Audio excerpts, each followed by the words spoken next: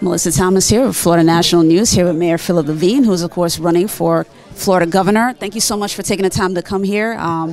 First of all, during your roundtable, one of the first things that caught my attention was the importance of bringing back the filmmaking tax credits. Sure. Kind of talk about that, and in comparison to states like New Orleans and cities like New Orleans and of course Atlanta, what is the significance of bringing that back, and how do you envision bringing it back? Well, first of all, it's cruise ship, and it's a shame that it actually left our state, but it left our state because the governor chased them out right to Georgia.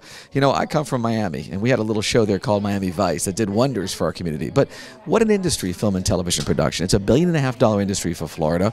We need to bring it back. Not only does it create jobs, not only do the auxiliary businesses, but also, as I said before, our core competency right now is tourism. We want to have the images of Florida in film, in TV, product placement. So we need to offer the right incentives to bring them back. It's one of the first things I'm going to do because, as I always say, it's low-hanging fruit, and we want them back in Florida.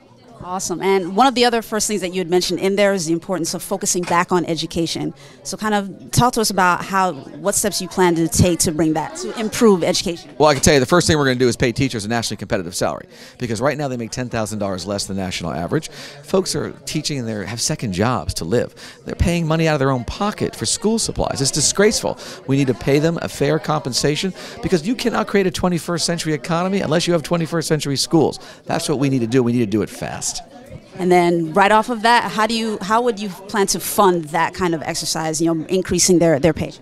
Well, I'll tell you how we're going to do it. We're going to collect the money that's due us in our taxes. We're not going to increase taxes. We're going to actually collect the revenue that is due us. We have a 5.5% corporate income tax. The problem is we don't get collecting it all the time. It's going out of our state because a lot of companies are shifting their income out of the state to avoid our taxes. And one of the things we're going to do, we're going to stop investing in someone else's business called these charter schools. We're going to take that money and put it into our public schools and the actual schools that we do own. That's what we're going to do. We're going to take lottery money and put it back where it's supposed to be, in our schools. My God, there's a lot of ways for us to generate revenue, but as I tell folks, we can't afford not to invest in education.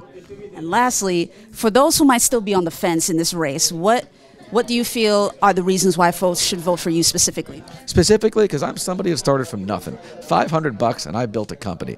I was fortunate enough to sell it, and then I became a two-term mayor. So with me, you have somebody that's been successful in the private sector and been successful as a successful two-term mayor. And I think what people want today is not somebody that keeps telling you what they're going to do in the future. They want to see somebody who's actually done things in their past as a person that's been in public or in private. As a mayor, I raised the minimum wage, had the highest LGBTQs in the state of Florida, fought back sea level rise and climate change and became the poster child for that. Banned assault rifles, even though the governor stopped us.